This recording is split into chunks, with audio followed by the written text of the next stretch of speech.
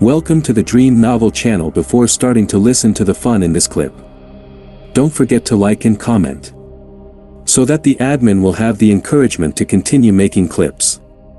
Let's go listen. Channel Dream Novel. Chapter 116, The Battle at St. Mungo's. The last defense against the dark arts class of Kyle's first year had covered werewolves, so he was no stranger to the creature. It looked like a wolf but could stand upright, with a slightly shorter muzzle, gray fur covering its body, and sharp, hook-like claws on its front paws. The creature in front of him was unmistakably a werewolf. But weren't they only supposed to transform during a full moon? What was this, then, a daytime werewolf? Kyle had no time to ponder further. He raised his arm, and his wand slipped smoothly from his sleeve into his hand. Everything he'd learned about werewolves emphasized one common trait: their minds were a mess. They had no reason, attacking anything that crossed their path. The werewolf before him was no exception. Its gaze was locked on Kyle, eyes brimming with cruelty and bloodlust. There was nothing he could do to avoid it. He was the closest target. The werewolf bared its teeth, a row of sharp fangs at least 2 inches long. Milky saliva slowly dripped from between the teeth, splattering onto the brownish-red floor. Pat-ta! Roar! As the werewolf lunged, Kyle was quicker, reciting the spell first. Spungify. With a dull thud, the werewolf lost its footing, tumbling sideways uncontrollably. Thanks to Professor Oren, who had thoroughly explained werewolf behavior in their last class, Kyle knew what to do. According to Oren, werewolves typically attacked by pouncing, a behavior that made them vulnerable if they lost traction. A softened floor worked perfectly to trip them up. Although the werewolf quickly scrambled to its feet, that brief pause was all Kyle needed. He couldn't risk retreating into Hagrid's room. There wasn't enough time, and turning his back to open the door would expose him to attack. Without hesitation, Kyle took 2 quick steps back to create more distance, keeping his wand at the ready. The floor in front of him began to rise, forming a row of stone cones, each only a few inches high but sharp and solid. Even the werewolf's thick hide would feel the sting if it stepped on them. The creature tried to leap over the barrier. Pop! Just then, a door further down the hallway burst open, and Hagrid's massive form appeared. He'd rushed out upon hearing the ruckus. He froze for a split second when he saw the werewolf, but then his eyes landed on Kyle, who was only a few feet away. Hagrid's face flushed red with fury. "You filthy beast, attacking a young wizard, will you?" With a roar, he ripped the door off its hinges and hurled it like a discus. Bang! Ow! Hagrid's aim was true. The door struck the werewolf with a satisfying crash, making it howl in pain. Even Kyle winced at the impact, sure he'd heard bones snap. Though the werewolf was down, its primal survival instincts kicked in, and it glanced at Hagrid in terror before limping off down the corridor. Kyle's eyes narrowed as he followed the creature's path and shouted, "Hagrid, there are stairs down that way. It can't be allowed to escape." "I know," Hagrid called, hurrying after the creature. But he was too slow. The tight hospital gown he wore wrapped around him like bandages, making it nearly impossible for him to move quickly, let alone keep pace with a fleeing werewolf. Kyle easily overtook him. "Kyle, come back!" Hagrid called, ripping at the restrictive gown as he ran. "Damn it, where are these Mungo's staff when you need them?"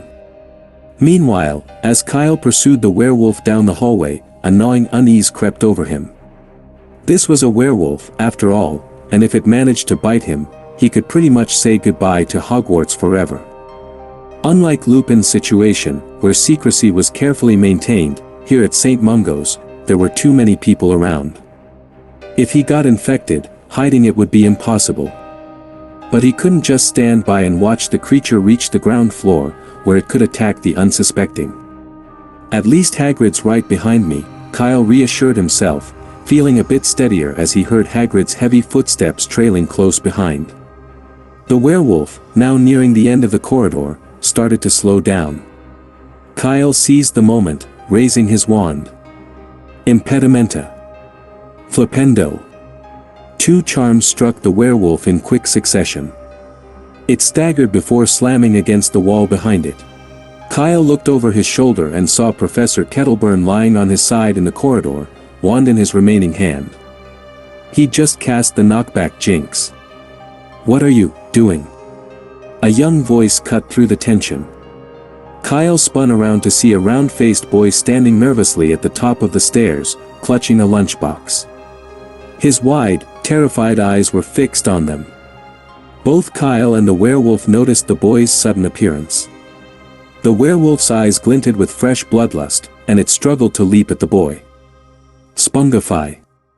The werewolf, barely upright, stumbled and fell again. Kyle then waved his wand, transfiguring an iron frame from the corridor into a sharp spear. He threw it at the creature with all his strength. The spear only managed to pierce the werewolf's skin lightly, it didn't go deep.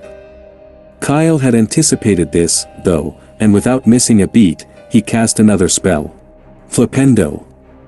As if driving in a nail, the spear, now powered by the knockback jinx, plunged deeper into the werewolf's chest, pinning it to the floor. "Kyle, you need to get out of here." "Ugh."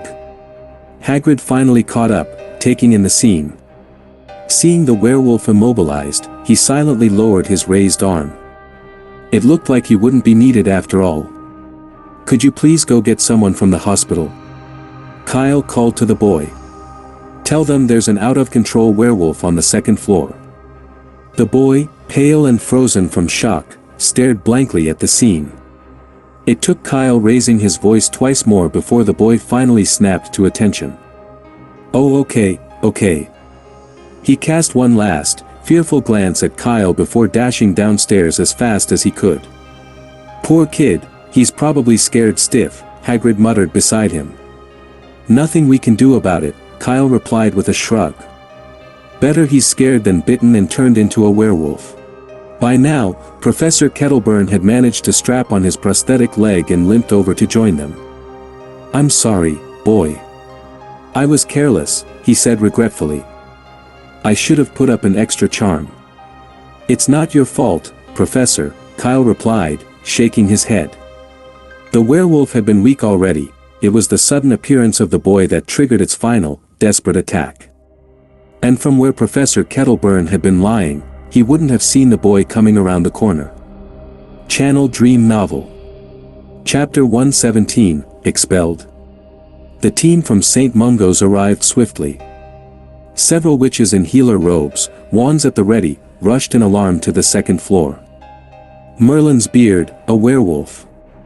What on earth is happening here?" exclaimed an older witch, clutching her chest in disbelief. "That's what we'd like to know," said Professor Kettleburn, stepping forward with a stern expression. "It nearly attacked 2 young wizards, right here at St. Mungo's. Ha, this has to be the biggest scandal in the wizarding world." "Sir, we..." A middle-aged wizard wiped the sweat from his forehead, looking anxious. "There must be some misunderstanding here.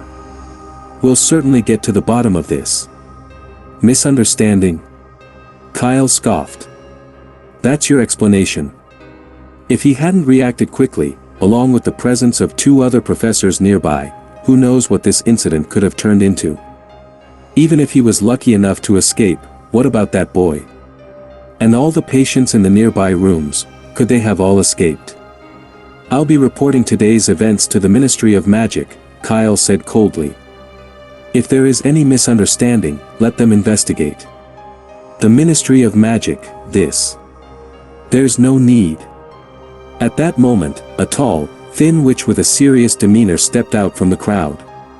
She cast a sharp look at the middle-aged wizard, who immediately averted his eyes. "I've already notified the Ministry of Magic. Their representatives will arrive shortly. Additionally, I will personally see to it that an explanation is provided." "You are?" Kyle asked, uncertain. For a moment, he thought it might be Professor McGonagall, as she bore a striking resemblance, both in appearance and in her no-nonsense expression. "Allow me to introduce myself, Pegasia Sykes," the witch said solemnly. "I am also the director of St. Mungo's Hospital for Magical Maladies and Injuries." Director Sykes was clearly a capable witch. Once she made her decision, she immediately ordered the removal of the wounded werewolf. Despite its grievous state, the werewolf was still alive, saved only by its fierce vitality. For certain reasons, it holds more value to us alive, explained Director Sykes. I trust you understand. Kyle nodded. With Hagrid and Professor Kettleburn at his side, he wasn't worried about any potential trickery. Thank you for your understanding. 3 minutes later, the Ministry arrived. Leading the group was Cornelius Fudge, the Minister of Magic, accompanied by a team of Aurors and a witch clad in a bright pink coat. Fudge's gaze fell on the large pool of blood on the floor, and a flash of panic flickered in his eyes. Goodens, a werewolf that can change form at will, by Merlin's beard, how is this even possible? I mean, why is this happening? We're still investigating, Minister, replied Director Sykes, his tone steady. If you're uneasy, you're welcome to join us. Yes, we'll help. Where is the werewolf? Just then, an Auror stepped forward, bearing the look of an old lion. His tawny hair and thick eyebrows were streaked with gray, and behind his gold-rimmed glasses shone a pair of sharp, penetrating eyes. Director Sykes signaled to a nearby healer and led him towards the room where the werewolf was being held. Fudge drifted over to Kyle, his demeanor slightly distracted. How are you, my boy? I'm fine. 2 professors happened to be nearby, Kyle replied, noting how Fudge's eyes kept shifting sideways, as though preoccupied with some private thought. Son, there's a chance you could still be mistaken, Fudge said, picking his words with care, as though concealing something. Perhaps what attacked you was merely an animagus in wolf form, not an actual werewolf. You want me to lie? Kyle asked flatly. Lie? No, nothing like that. Fudge protested, removing his top hat as a glint sparked in his eyes. You're young, after all, and you've never seen a werewolf before. It's perfectly reasonable that you might have made a mistake. I didn't make a mistake, Kyle replied, his expression resolute. We covered werewolves in detail last semester. Then perhaps you're just remembering it wrong. Kyle's face remained unchanged. I came first in my year on the final exam, with full marks in every subject.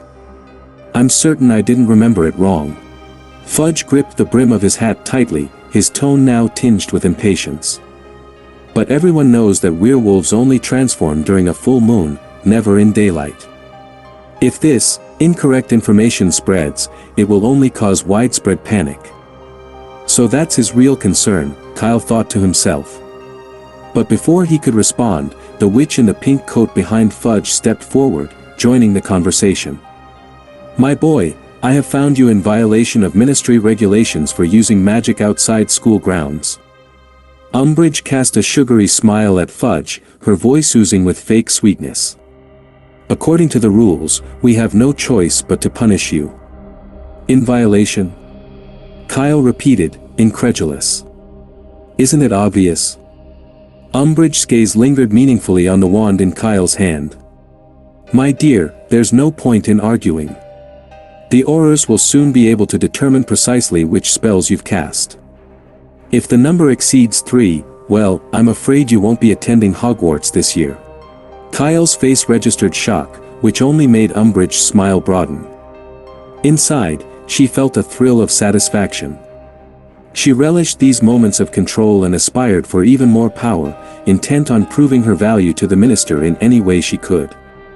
After all, it was only a young wizard she was dealing with. There were things Fudge might hesitate to do, but she was more than happy to handle them on his behalf. Kyle could barely contain his anger. His expression turned icy as he asked, You're trying to expel me? It's simply ministry policy, Umbridge replied with a forced smile, as if the rules were regrettably out of her hands. Meanwhile, Fudge stood nearby, seemingly absorbed in examining his hat, avoiding eye contact. Kyle's face grew colder, his eyes narrowing. So, what the Ministry of Magic is suggesting is that I should have just stood there and let the werewolf bite me, is that right? You could have run, Umbridge replied with a falsely sweet smile. The stairs were right there. You could have run to where there were people, sought help. Why use magic? Kyle clenched his wand, taking a deep breath to calm himself and resisting the urge to unleash a curse on her. A foot race with a werewolf? Even Lockhart couldn't have penned something so ridiculous. Seeing Kyle's silence, Umbridge's smugness grew. She cleared her throat, preparing to continue. Of course, I'm not late, am I? Footsteps sounded on the stairs, and Dumbledore appeared, ignoring Umbridge entirely as he strode straight to Kyle. I was about to head to France, but I came as soon as I heard the news. Are you hurt? No, Headmaster, Kyle replied with a smile. But this nameless ministry passerby insists I used magic outside school and wants to expel me. Don't worry, Kyle. Expulsions are a matter for the headmaster to decide, Dumbledore said gently. If they insist, I'll attend the hearing with you. I recall quite clearly that in life-threatening situations, even young wizards who haven't graduated are permitted to use magic. What you did was entirely justified. I'll go, too, said Professor Kettleburn. And me, Hagrid added. Count me in, said Director Sykes, stepping forward with a playful glint in her eye. She turned to Umbridge. Madam Passerby, if the werewolf wakes up, would you care to race it to demonstrate what you just suggested? If you can escape it without using magic, there'll be no reason for Albus to stop you from expelling this student. Channel Dream Novel. Chapter 118, The Greatest Potioneer. If there was one thing Umbridge couldn't stand, it was being ignored. She had climbed the ministry ladder step by step because she loved the spotlight and the awe in people's eyes when they looked at her. Now, she was just one step away from the role of deputy minister. Soon, she could become the second most powerful figure in the Ministry of Magic. Yet, these people had the nerve to call her the Ministry of Magic's nobody. Didn't they realize who they were dealing with? Umbridge could not tolerate such an insult, and her whole body trembled with rage. I am Dolores Umbridge, she shrieked, her voice sharp, director of the Department of Magical Law Enforcement, and a member of the Wisengamot. Oh, so you're a director? Kyle asked, appearing slightly uneasy as he shifted his weight. Then, you're responsible for those statements you made, aren't you? Umbridge raised her chin defiantly. When I don't think Dolores meant it quite that way, Fudge interrupted with a forced cough, attempting to smooth things over. She's simply very concerned for the boy's well-being. After all, wouldn't it be wiser for a young wizard to avoid a werewolf rather than attempting to defeat it? Of course, I completely agree with you, Cornelius, Dumbledore said with a serious nod. Then, regarding her talk of expulsion. Oh, that was just a joke. Fudge laughed, waving his hand. The ministry wouldn't expel a young hero who's just saved so many lives. Dolores was only trying to give him a reminder, so he wouldn't be reckless next time, right? Fudge gave Umbridge a quick, meaningful glance. Catching on, Umbridge immediately plastered on a sugary smile and added, Yes, Minister, thank you for understanding. These young wizards are so arrogant these days. Just because they score well on an exam, they think they're ready to take on a werewolf. He needs a lesson in humility to help him live a little longer. Oh, I'll remember that, madam, Kyle replied with a polite, if insincere, smile. And by the way, wearing an outfit like that really makes you look younger. Umbridge glanced down at her pink cardigan, took it as a compliment, and walked away with her head held high. Director Sykes, however, noticed the slight edge in Kyle's tone and glanced at him with a glimmer of amusement, recognizing the boy's jab at Umbridge's attempts to appear youthful. Just then, the Aurors returned. Rufus, what do you make of it? Fudge asked. It's a werewolf, Rufus Scrimgeour murmured. He was admitted to St. Mungo's only yesterday. A werewolf, indeed. Fudge frowned, anxiously gripping his hat. The thought of the panic that could ensue if people discovered a werewolf had transformed during daylight was a nightmare. The backlash would certainly fall on him, the Minister of Magic. This must not get out. Fudge's expression shifted as an idea formed in his mind.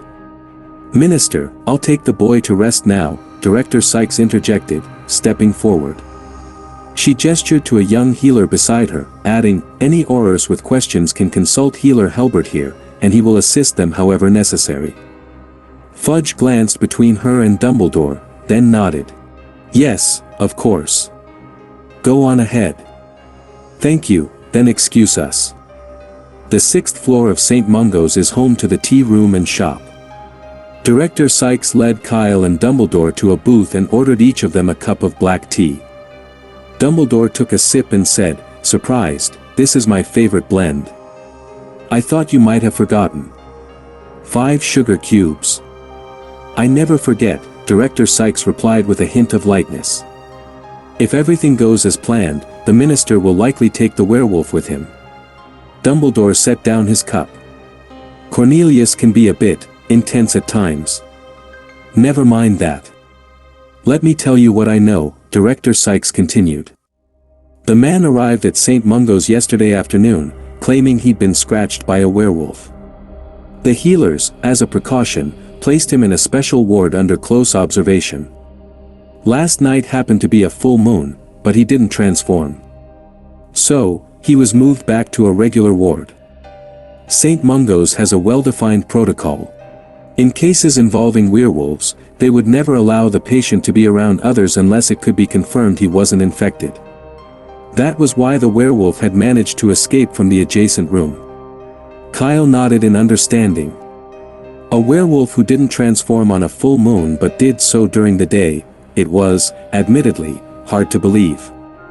The healers likely hadn't expected such an unusual case either. "Could this be some kind of mutation?" Kyle asked. "Probably not." Director Sykes looked thoughtful. "When I arrived, I noticed a distinctive potion scent in his blood." "A potion?" "Yes, and it was remarkably similar to Wolfsbane potion." Director Sykes frowned. "But this version has more mandrake leaves in it, along with something else." "Mandrake?" Kyle knew about it. Just as there is a branch of magic called charms, there is a branch of herbalism for powerful substances. Mandrake is one of those powerful substances. Regular charms can't incorporate it, only curses and poisons can. If an Auror finds a whole mandrake in a potion bottle, the wizard or witch who made it will spend at least a year in Azkaban. Kyle looked at Director Sykes in amazement. "You can tell what potions he's been taking just by smelling it." "Wolfsbane potion and mandrakes are rather unique," explained Sykes. "They seep into the soul, leaving a lingering trace. Kyle, you might not know, but Pegasia is one of the greatest potioneers of the last 200 years. At this, Dumbledore leaned over to Kyle and whispered, "I've always wanted her to teach potions at Hogwarts, but she feels she's needed here at St. Mungo's." Though Dumbledore spoke quietly, in the close quarters of the booth, it was impossible for his words to go unheard. "Albus, must you say that?" Director Sykes said with a hint of exasperation. "Slughorn is also one of the greats, and that young man Snape, his talent isn't far behind mine." "It's different, Pegasia," Dumbledore replied, taking another sip of his black tea. "You can never have too many good professors." Channel Dream Novel. Chapter 119, Compensation, Order of Merlin. Director Sykes was silent for a moment and didn't continue with the topic. "Let's get down to business," she said, looking at Dumbledore. "I suspect someone is making a potion that can influence the transformation of werewolves. The one we encountered today was most likely deliberately released into St. Mungo's. I don't know the reason for these actions. It could be a test of the potion's effectiveness, or maybe it's simply to incite panic. But in any case, this behavior is a blatant desecration of St. Mungo's, and I will find the person responsible. Do you need any help?" Dumbledore offered. "I happen to know a friend who is a werewolf." "Thank you for the offer, but no, I have some connections with a werewolf pack," Director Sykes replied thoughtfully. "Having them is enough." Her eyes turned cold. Whoever had dared to do such a thing at St. Mungo's had crossed her line.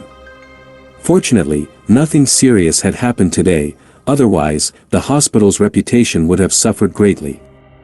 She needed people to understand that potioneers also had their limits. Whether it was intentional or not, both she and Dumbledore refrained from mentioning the Ministry of Magic. Dumbledore, accepting her decision, remained silent. A pack of werewolves, it really didn't matter if there was one more or one less involved. There is one last thing, and that is about compensation. Kyle couldn't help but lean forward a bit. He had been waiting for this since the start. I am deeply sorry that our mistake put you in such danger. St. Mungo's will take full responsibility for this, Director Sykes said, pausing to think. 1,000 galleons is our compensation to you. I hope you can forgive our error. In addition, because you stopped the werewolf from harming anyone and helped protect the reputation of St. Mungo's, we will reward you with an additional 2,000 galleons. 3,000 galleons in total. Kyle raised an eyebrow. To be honest, it was a little less than he'd expected. Those few seconds facing the werewolf had been even more dangerous than his encounter with Orin in the Forbidden Forest. From drawing his wand to casting the first softening charm, it had taken only a split second, and one small mistake could have led to him being bitten. When it came to matters of life and death, 3,000 galleons didn't feel like much. But since she was clearly connected to Dumbledore and had vouched for him, 3,000 galleons it was. Dumbledore's standing must be preserved. Besides, Kyle wasn't one to haggle, he had a bit of a thin skin for it. When someone had gone to such lengths to make amends, he really didn't want to speak up and ask for the remaining 997,000 galleons. Kyle was just about to agree when he heard Director Sykes continue. And the Order of Merlin. What? Kyle was momentarily at a loss, certain he'd misheard. The Order of Merlin, Director Sykes repeated, smiling. I will personally nominate you, though I can't guarantee whether it will be second or third class. This was her real compensation, or rather, her heartfelt thank you. In her eyes, the lives of those patients were more important than St. Mungo's reputation. Nearly 50 patients were lying in beds across the entire second floor, and if a werewolf had broken into their rooms, they would have been utterly defenseless. Kyle had indirectly saved the lives of 50 wizards, an act fully deserving of an Order of Merlin medal. It was just his age. Director Sykes frowned. Kyle was too young, not even 12 yet. If he were just a little older, even of age, there would be no issue with awarding him a second-class medal. For now, though, she would make the best of it. Director Sykes looked at Kyle and asked, So, are you satisfied? Of course I am, Kyle replied with a smile. But, could I exchange the galleons for something else? Oh. What would you like to exchange them for? An equivalent amount of potions, Kyle said impulsively. If possible, I'd love them to be made by you, any type would be fine. This answer caught Director Sykes off guard. She raised an eyebrow and asked, Why would you want potions instead of galleons? Because I really enjoy potions class, Kyle answered without hesitation. Having a bottle crafted by a master like you would remind me of how much I still have to learn. Pfft. Nearby, Dumbledore, who had been sipping his tea, suddenly choked, nearly dropping his cup. He hurriedly dabbed at his beard and murmured, My apologies, the tea is a bit hot. Kyle kept a straight face, pretending not to notice, and continued, And I also have a slightly selfish reason. A master potion maker's work is certainly worth far more than the galleons would be. Alright, Director Sykes agreed after a moment's thought. I'll prepare the 7 potions that you'll need to learn over the next few years, in sequence. But I'm not sure how much they'll be worth, they may fall short of 3,000 galleons. Are you sure about this? Yes, absolutely, Kyle nodded enthusiastically. The idea to trade galleons for potions had come to him on the spur of the moment. He didn't need extra galleons right now, and even if he took the 3,000, they'd just sit untouched in Gringotts. This seemed like a far better exchange. From Dumbledore's earlier comments, it sounded like Director Sykes' potions skills were even a notch above Slughorn's. It was a rare opportunity, and missing out on the work of a master potion maker like her would be a true loss. After concluding their discussion, the group left the tea room. The Ministry of Magic was still on site, and they were there to assist. As the director of St. Mungo's, Sykes couldn't simply ignore their presence. There were also 2 other injured people in the werewolf's room on the 2nd floor. Although they were fortunate enough not to have been bitten, she still needed to check on them. As they walked down the stairs to the 5th floor, Kyle spotted the round-faced boy again. He was still standing at the corner of the stairs, clutching his lunchbox. This time, though, an older woman stood behind him, who Kyle guessed to be his grandmother. She was dressed in a long skirt, carried a large red handbag, and wore a hat adorned with a stuffed vulture. A round-faced boy at St. Mungo's, and a lady wearing a vulture hat. Kyle was beginning to guess who they were. "Speak up, Neville." Mrs. Augusta gave the boy an encouraging nudge from behind when she noticed Kyle and his companions approaching. The boy set his lunchbox down, walked over to Kyle, and, visibly nervous, said, thank you for saving me. I was so scared earlier. I'm sorry." "It's all right, I understand." Kyle looked at him kindly and asked, "What's your name?" Neville Longbottom. Channel Dream Novel. Chapter 120, Speculations about Horcruxes. Mrs. Longbottom and Neville had waited there on purpose. 10 minutes earlier, Neville had misunderstood Kyle's instructions. Instead of going to find a healer, he had rushed downstairs, shouting about a werewolf and trying to rally others to help on the 2nd floor. But no one believed him, despite the commotion they had just heard above.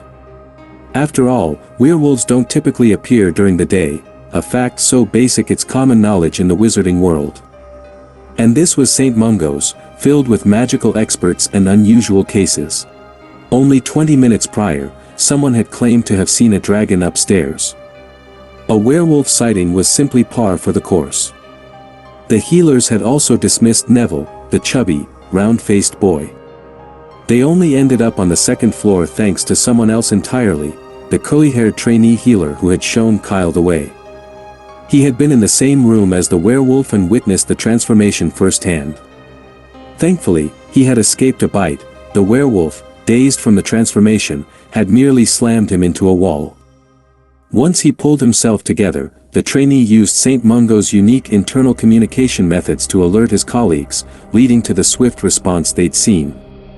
When Mrs. Longbottom found Neville and heard his account, she immediately decided they should thank Kyle. However, by the time they tracked him down, he was already headed to the 6th floor with Director Sykes and Dumbledore. So, Mrs. Longbottom decided to wait with Neville at the stairwell until Kyle returned.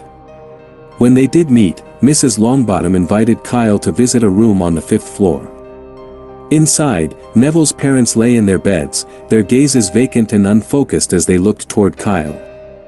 "You saved Neville, and they would want to thank you, too," Mrs. Longbottom said, her voice carrying a slight tremor. She turned to the beds and spoke gently, "Frank, Alice, the boy is here." But Frank and Alice showed no sign of understanding, their eyes remained blank, unresponsive to her words. "Please don't mind them, my dear," Mrs. Longbottom explained softly. "I can feel that they would thank you if they could, but they simply can't find the words." While she spoke, Neville stood nearby with his head down, staring at his shoes as though he found them fascinating. His posture, however, clearly irritated his grandmother. "Look up, Neville," she scolded firmly. "There's no shame in what happened to your parents. You should be proud." "I'm not ashamed," Neville mumbled in a small but steady voice. Mrs. Longbottom then turned to Kyle, her posture straight and her voice filled with pride. "They were tortured by the Cruciatus curse at the hands of Death Eaters. Those wretched cowards thought they could force Frank and Alice to betray their allies, but they couldn't have been more wrong. The Longbottoms would never yield to the Dark Lord." "That's truly admirable," Kyle said, his voice filled with respect. "You're admirable too, young man," Mrs. Longbottom replied. "There are few at your age who could face down a werewolf. I hope Neville will show the same courage one day and, after he graduates, become an Auror to restore the Longbottom family's honor." She glanced over at Neville, who was still slouching, and frowned. "Stand up straight, Neville. How many times have I told you, keep your back straight?" As Kyle left the ward, he could still hear Mrs. Longbottom's voice echoing down the hallway, sternly instructing Neville to hold himself tall. Kyle looked over at Director Sykes and asked, "Is there truly no cure for the damage caused by the Cruciatus curse?" "It's difficult," she replied. "Anything that affects the soul is incredibly hard to heal, whether it's the Cruciatus curse or lycanthropy." She paused thoughtfully before adding, "The Cruciatus curse doesn't just inflict physical harm, it inflicts a pain that tears at the soul. Wizards' bodies are fragile, like trying to fix a broken mirror on a balloon that's tightly inflated. If you're not careful, the balloon will burst. Right now, all we can do is patch together a faint outline of that mirror and wait for a more effective solution, one that doesn't risk bursting the balloon." "Like the Wolfsbane potion?" Kyle wondered aloud. "Precisely," Director Sykes replied with a slight laugh. "We're waiting for the Wolfsbane potion that will someday cure the damage caused by the Cruciatus curse. Many of us have been working tirelessly toward that goal." Kyle fell silent, deep in thought as they walked. Mentioning fractured souls had sparked a memory of something dark and twisted: Horcruxes. Yes, Horcruxes, the most malevolent magical creation, devised by the sinister Herpo the Foul. Kyle recalled that to create a Horcrux, a wizard must first tear their soul by committing murder, then seal that fragment within an object. But what if a soul was already shattered? Could that initial step, the deliberate act of splitting, be bypassed? Take the Longbottoms, for instance. Their souls had been torn by the relentless torment of the Cruciatus curse. Didn't that, in theory, fulfill the conditions for forming a Horcrux? A troubling thought crept into Kyle's mind, since it was impossible to repair the soul completely, as Director Sykes had described. Would it be possible instead to simply stabilize the fragments by sealing them away?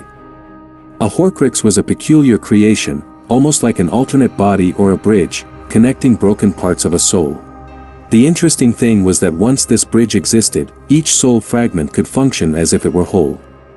That was why Voldemort, even after creating 6 Horcruxes, hadn't descended into insanity. This feature of the Horcrux allowed him to maintain his own twisted form of immortality. So, could something similar be done with the fractured souls of the Longbottoms? If they could be made into Horcruxes, might that spare them from the curse's relentless grip on their shattered psyches? Of course, this was just a speculative idea forming in Kyle's mind. He hadn't read any books on Horcruxes, and his knowledge on the subject was limited to vague recollections. He had no way of knowing whether this theory held any merit. Kyle glanced over at Dumbledore, who stood not far away, his sharp gaze noticing the brief, thoughtful look. Dumbledore's eyes met his with a hint of curiosity. Quickly, Kyle averted his gaze. "Ask Dumbledore." "No, that would be a disaster." As soon as he so much as mentioned the word Horcrux, he was sure Dumbledore's wand would come out and pin him to the nearest wall. And extracting himself from that situation would be beyond embarrassing. If he couldn't ask, he'd simply have to research it himself. Once the school year began, he planned to visit the restricted section in the Hogwarts library. If he couldn't find the information there, he'd wait. After all, the diary would resurface next year. As for the Ravenclaw's diadem in the room of requirement, Kyle shuddered. He had no desire to go near it unless absolutely necessary. That Horcrux was dangerous, far beyond anything he could gain from it at this stage. Now the fun in this clip is over. Which listeners haven't liked and commented yet? You can press like and comment to encourage the admin find the fun in the next clip. May the listeners be happy forever.